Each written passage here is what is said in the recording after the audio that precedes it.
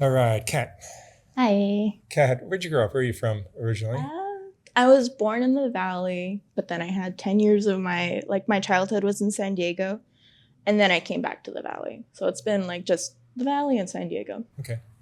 What was your childhood like? What was your family? Whew, you know, it's a pretty heavy question because my childhood was really hard and difficult, and my mom had cancer for 12 years of my life, and it's really hard to see somebody suffer so much, like so hard. And living in such extreme poverty and only having Medi-Cal, she never really got like the best of care.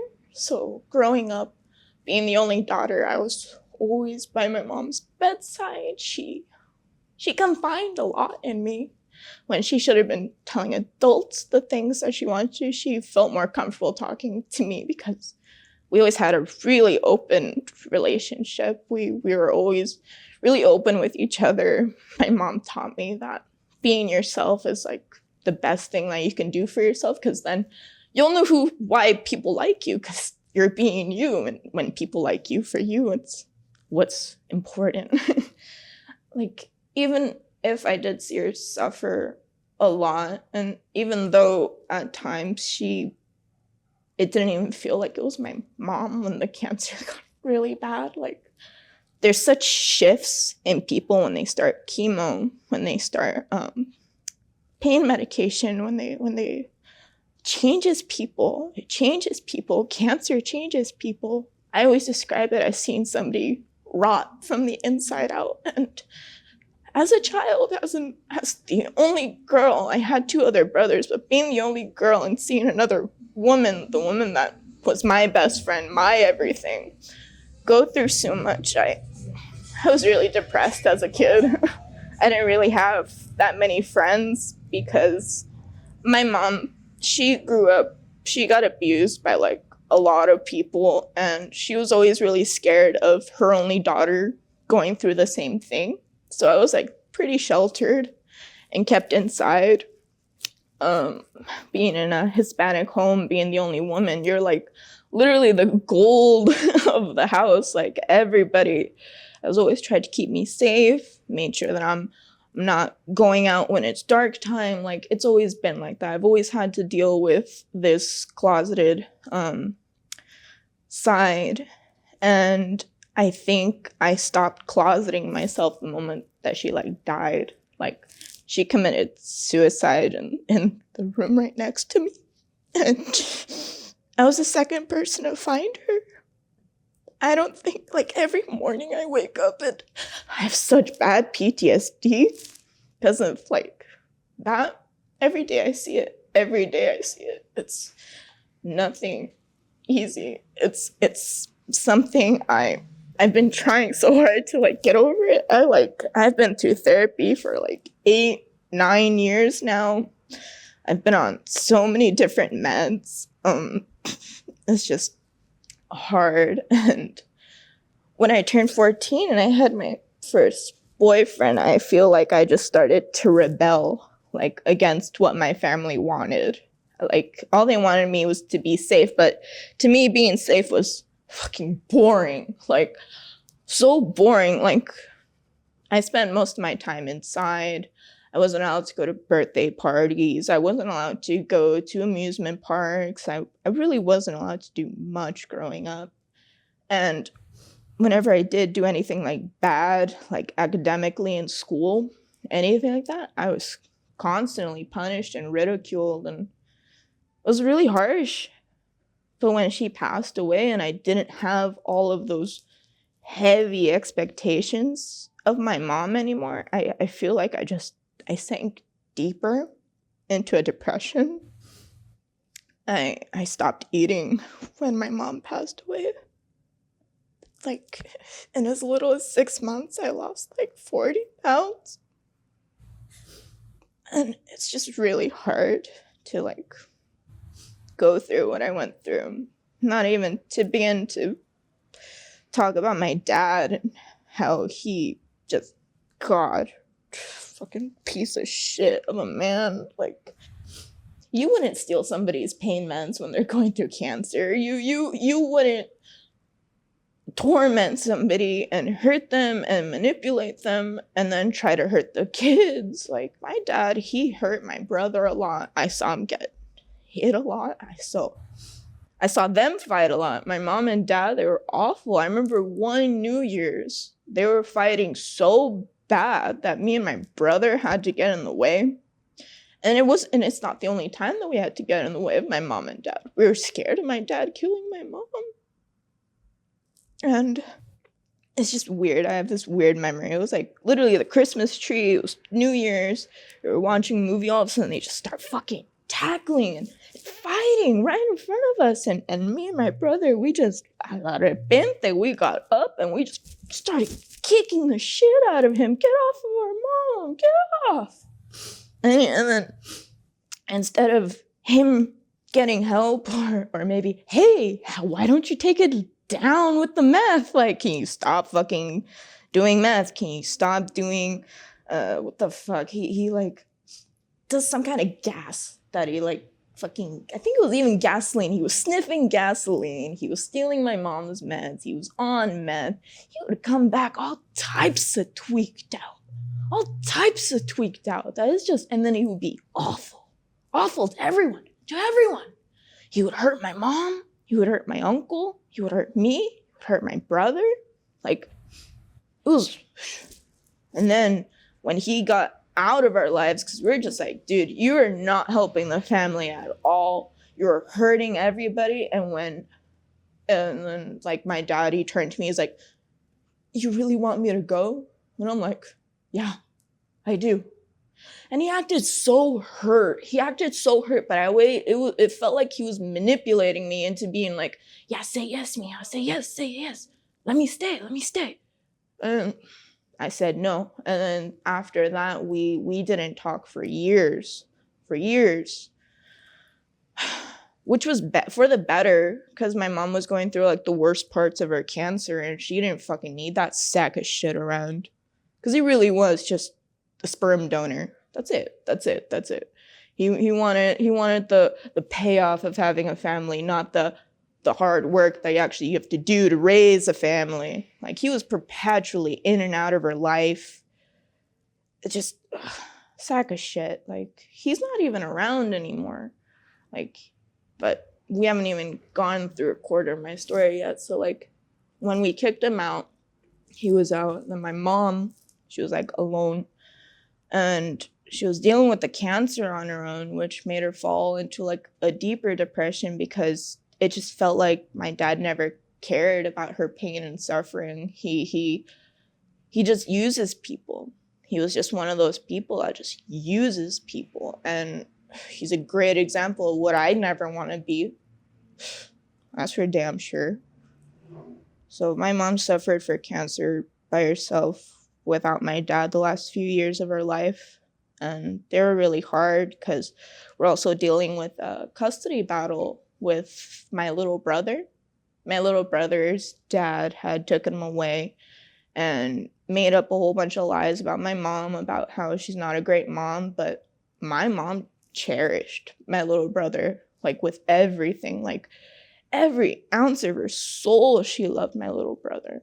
And for Omar, for his dad to be like, oh, you're hurting him, you're abusing him, you're coming up with all these lies. Like, literally, he would call the cops and they would come to our house and do checkups and wellness checks.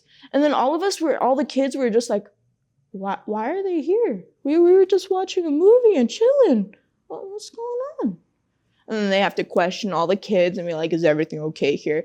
And he would do it just to still be a part of my mom's life. And he enjoyed tormenting her. Awful people. I've seen nothing but awful men in my life. So when my mom passed away, I was 14.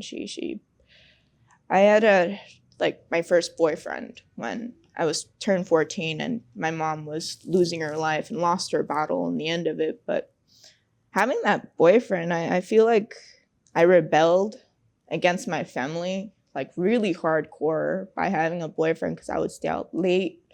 I was promiscuous. I I did things early, you know. I got sexual pretty early, but I feel like that was the only other thing that could counteract the pain that I was feeling. Like I was feeling so much emotional pain from losing my mom. And the way that I lost her, it's like, so I started getting into more like kinkier stuff. Like my first boyfriend, like he was like my first introduction to like BDSM and into the thought of being submissive towards your partner.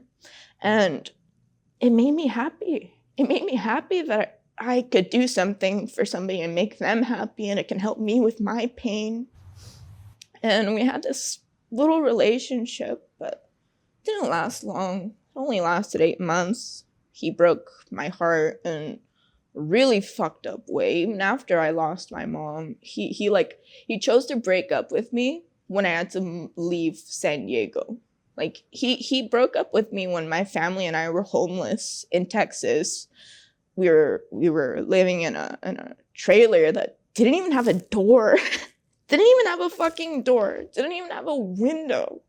Like it was really, really bad to have lost my childhood home that I lived in for 11 years. To all of a sudden that, it's really bad. And in Texas, since I was so different, I got bullied. I got bullied really badly. And on top of having like my heart just freshly broken, on top of being bullied, it wasn't good. I didn't feel safe out there. I didn't want to be out there because I didn't want to lose myself the same way my mom took herself out. So one night when my uncle called me and he was like, "Hey, Mia, there's space for you to come live with me in California." I packed my bags the same night. I was out. I didn't care. I really didn't. I needed my uncle. My Uncle George is like my adoptive father. He's the one that's always actually given a shit. Like, took us to school, made sure we were dressed, clothed, fed, everything. Like, he always gave us everything that he could because he lived a really crappy life. His dad beat him, and his older brother used to beat him too. Like, my Uncle George has been through so much. Like, been through so much. And I'm just blessed and happy to still have him in my life.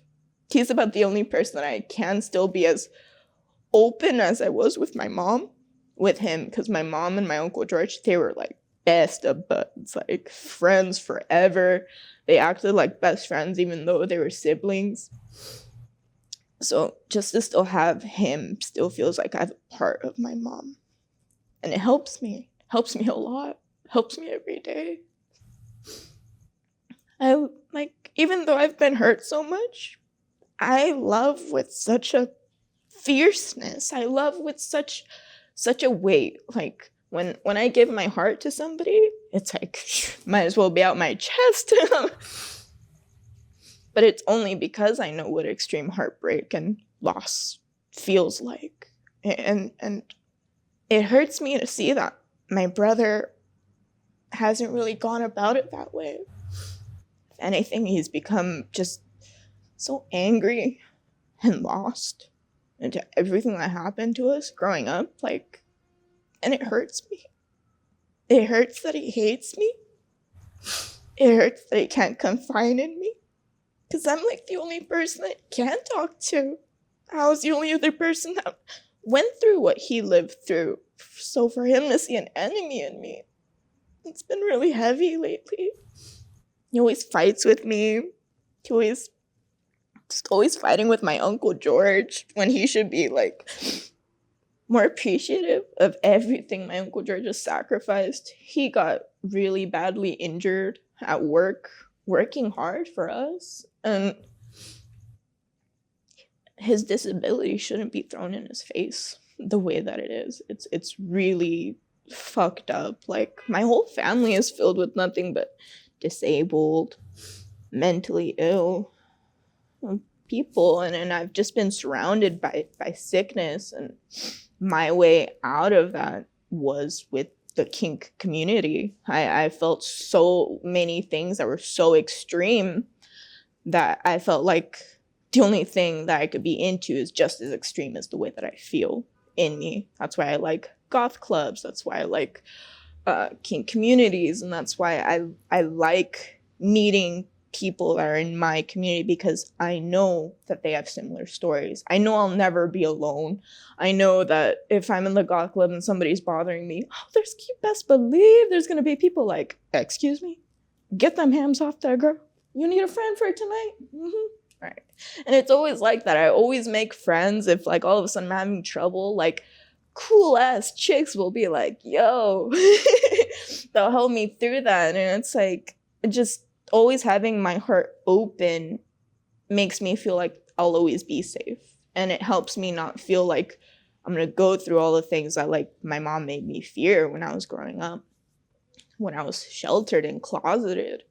But I don't even think they realized how much that hurt me socially. Because like in the times that you're supposed to be learning how to express yourself and learning how to make friends in school, I was either being punished, grounded, or I just couldn't go to school because sometimes my mom's cancer treatments were just too intense. I remember at one point, when they started doing the chemo, her hands would massively puff up, and her feet and ankles just massively would puff up, and she couldn't even like grip the wheel, like just to turn on the car and drive. And I remember my brother used to get mad at her, but I would be right there like, oh my God. Because like for some reason, I'm the only one that she trusted enough to tell that she was going through chemo. I never really understood why she would keep it a secret from everyone else. But if she told me to keep it a secret and I was the naive 14-year-old I always followed her instructions. I always took her commands and I did what she asked of me as best as I could. So when she told me to keep a secret, best believe. Sometimes I wish I would have told people in the house. I wish I would have told people why she was having so many seizures and why she was so puffy and stuff. I used to just always tell people, be nicer to her. You don't know how much longer she has with us. And they would just be like, shut the fuck up. You're no shit. And I'm just like, I'm just trying to be nice. Do you really want your last moments with your mom to be remembered like this? And they would just get mad. My brother would always get mad. He's still angry. He's nothing but anger now. But I go to therapy for it, and I've been on meds, and it doesn't affect me like it did back then. But I do sometimes get myself into sticky situations because I'm impulsive. I'm impulsive because I feel like I haven't really been able to live a life that I want to. So at times I don't make the best decisions. But whenever that happens, I always wish and pray that, like, I wish my mom was still around. I wish I could hear what she could say to me. I'm sure she could make me feel better right now. But I guess it's always a pain that's going to always be on my shoulders. Yeah. But 5 years after losing my mom tragically, the way that I lost her, I lost my dad tragically. He had relapsed really, really hardcore on meth. And one day I just get a call randomly when I'm in San Diego with my boyfriend. Just randomly, hey, I wasn't expecting you to answer. I have some heavy news. Your dad died. And I'm just like, what? What?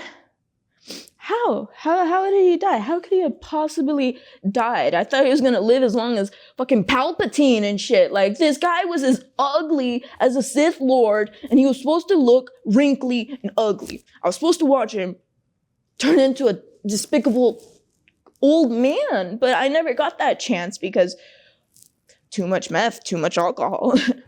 All of a sudden, he he got up on his bike while really, really under the influence, and he falls over, he breaks his shoulder, clavicle, and he gets a heart attack from that. So when I was told that, I was just like, ah. I felt robbed. I felt robbed because I used to always tell myself, it's like, even though he wasn't our dad, he deserves to live as long as people can live with his fucking bullshit and with his misery and all the asshole things that he's done. I wanted him to live old with that. So the fact that he got to die young really upset me. Like, really upset me. So, like, when I found out that happened, I just prayed as hard as I could. I was like, all right. You can't be a dad IRL, right? You're gonna be ghost dad now. So you better be keeping me safe, watching me from up there. I used to always say that to kind of like cope and deal with like my dad's passing. And it's funny, it's honestly just a joke now.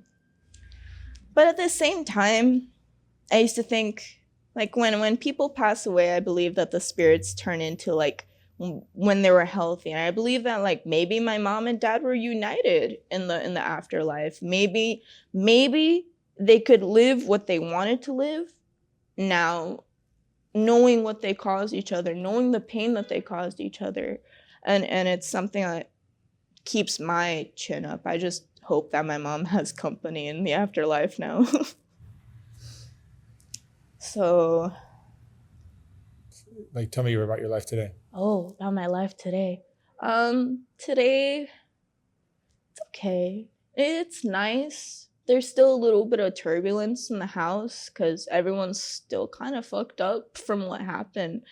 But my uncle and I, we have a really awesome relationship. He's like my best friend. Every day I get to say good morning to somebody, get to eat with somebody. We adopted a doggy together. Her name's Mia. She's so sweet. She really helped break the ice between my Uncle George and I when I first returned from San Diego. Really helped break that ice. So now I have one of the things that I always wished for, because at one point my uncle and I, we went down an ugly path. Like when I was in high school, maybe 16 through 20, I was going through some intense, like mental stuff. Like because after my mom passed away, I used to always think about like, if I die, would I go with my mom again? Would I have my best friend back? Like, would she finally be back in my life? And I used to contemplate it as a teenager all the time. Every time I made a mistake, I'm like, fuck, I should just do it, shouldn't I? No. Every time that I did get close to doing that to myself, I always hospitalized myself because I knew I was too young. For fuck's sake, my mom died at 36, and that's way too young for me to want to die at 17, 20, any of those ages. It's just too young. And every time that I did try to like attempt, something weird would always happen. Like I would always hear my mom in my head. Like there was this one attempt that was really intense. So I had like tried to hang myself with a belt in the bathroom. And it was just after a really big argument I had with my uncle. My uncle and I, we had been violent towards each other. And the way that I have this scar on my face was from a cup that he threw in my face. And it crookeded my nose a little bit. I had a double black eye. I ran away after that because I told people I just tried to kill myself. And you still don't care. I just felt like nobody cared. So I ran away for an entire day. And I feel awful about it now because my grandma was looking for me. And she's really old. So I just feel bad that I did that. But I was just contemplating life.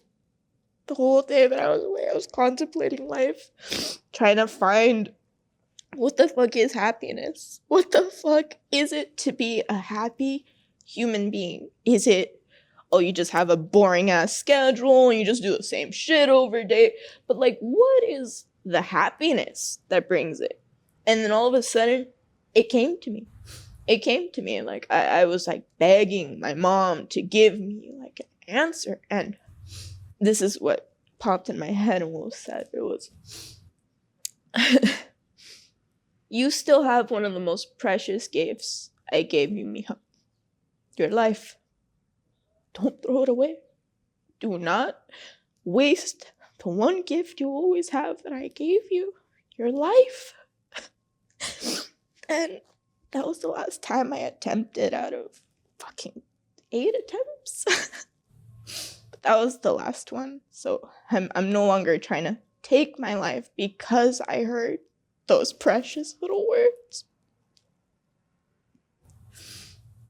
Shortly after that, I told my grandma I was gonna go live with my dad, and I regret it every fucking day going there, because I saw how bad he was. I saw how he really never started trying. He got more deeper into drugs and alcohol, and he was really abusive, and he was trying to like use me. He was trying to be like, oh yeah, buy us a car, learn how to drive so you can drive me around. Pathetic. Pathetic. I was really upset that he was trying to use me similarly to the way that he would do that to my mom. My mom was always the smarts and the brains and all that, and he's just always been a user. So I shortly after that I moved because they were trying to make me work while I still had this huge scar on my face. I still had 2 huge black eyes. I was like literally having to like take on the fucking concealer, color corrector, powder all the time. And if you're working, that shit starts to like smear off. And I remember forcing myself to get a job just to try to make my dad happy. And I worked in a factory for one day, and just the makeup by the end of the day was just and it was so embarrassing that I couldn't even go back. I refused to go back. So then I was just like, you know what? You guys want me to be your maid. You guys want me to buy a car for you.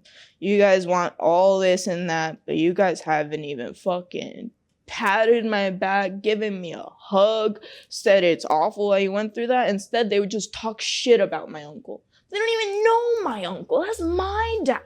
That sack of shit, real dad, isn't my dad. My uncle was a dad. And even though he had just hurt me so much, years later,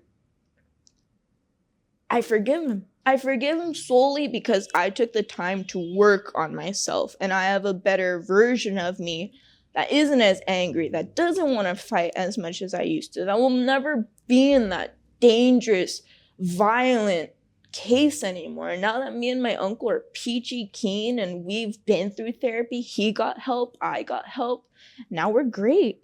And like he even says once he starts working, he's gonna get me the laser treatment for the scar. And when he said that, I started crying. I was like, I thought I was gonna have to pay for that, but the fact that he wants to do that for me just to show how sincerely sorry he is, how could I not accept that? And I still love him. Every day. I really hope that my brother can get the help, because to live in that anger from our childhood will only suck you dry. It will suck years out of you. When you'll look old by the time you're 40, you just keep on being so fucking angry. Anger doesn't solve anything. Everyone should at least respect themselves to give themselves a moment to be angry by themselves so nobody else gets hurt by such anger. And then I don't know, it takes a lot of courage to face your own inner demons. You know, those 8-9 years of therapy and all those hospitalizations weren't easy. Hell no, they weren't easy. The tears I've cried, the things I've had to accept, having to accept that you didn't deserve abuse growing up when you were told, you a you deserve it. You're a bad kid. All that. And it's just like, we're not supposed to live up to such high standards. And learning that later on through like friendships and relationships and people that have actually been kind enough to like show me the way, knowing that, well, my childhood and my adolescence was robbed from me due to sickness and all that. But like the people that do take the time to get to know me, I cherish them. I cherish them so much. I cherish anybody that takes the time to see my heart and my soul and my journey and my battle and see me for who I am. All those things. And I don't know. I wish people wouldn't think being human is so wrong.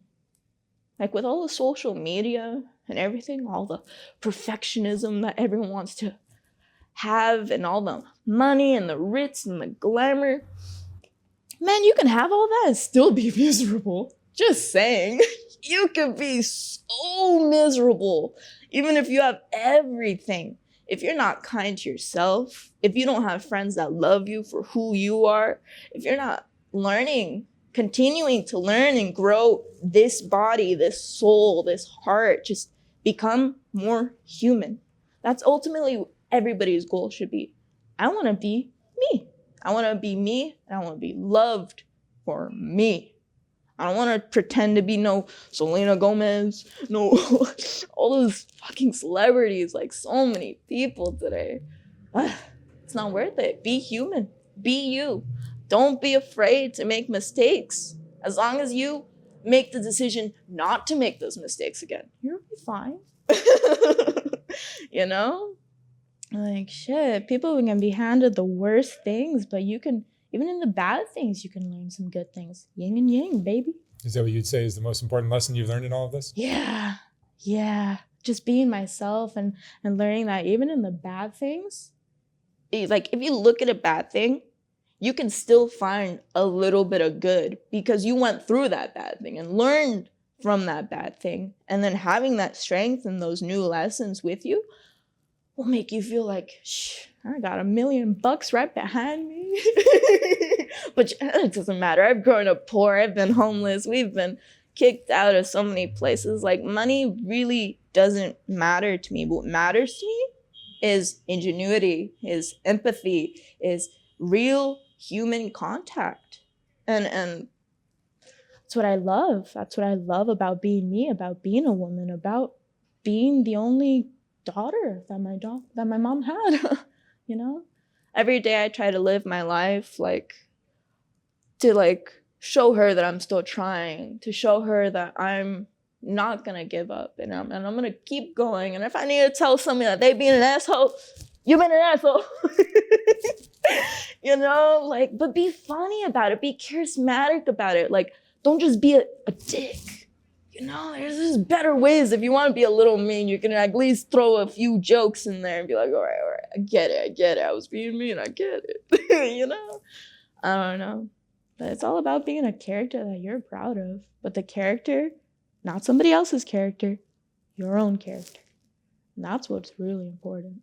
That's why I wanted to come on here and say, I don't trust people's white little lies. Don't trust people too quickly because, man, that's an easy target right there. An open person to the wrong person, easy target. It's always safe to be with friends, go in a group. If you're going to a club, go in a group, go with a couple of girlfriends, go with a couple of guy friends. Like, just stay safe. It's a scary world out there. Everyone's getting hurt left and right. So if you could just be smart about the decisions you make in anywhere, in the kink, in the clubs, in the, for fuck's sake, in the parking lot now.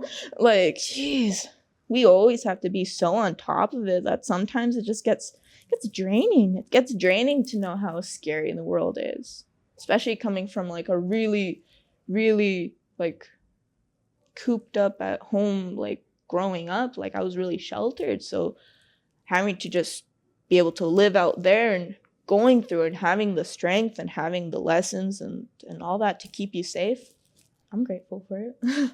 Honestly. That's awesome. Yeah. Yeah.